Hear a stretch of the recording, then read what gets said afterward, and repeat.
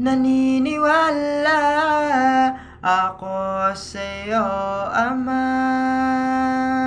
Naniniwala ako sa'yo, Ama. Huwag kang matakot sa dilim, pagkatapos naman ng dilim, dadaan ang liwanag. Nandito ako, dadalhin kita sa liwanag. Ako magsisilbing liwanag upang makalakad ka sa kadiliman. Mananalangin ako sa Diyos na sana bigyan ka niya ng ilaw upang makalakad ka sa kadiliman. Lahat ng problema meron solusyon yan.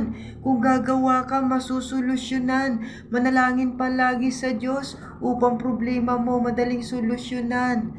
Lahat ng ating pangangailangan, nasa Diyos lahat ng ating pangangailangan. Kaya kung ikaw may pangangailangan, maghanap na lugar na tahimik, manalangin sa Diyos na sana ibigay niya ang iyong kinakailangan. Tumigil na po tayo sa paggawa ng kasamaan upang lapitan tayo ng Diyos at patawarin tayo sa ating mga kasalanan.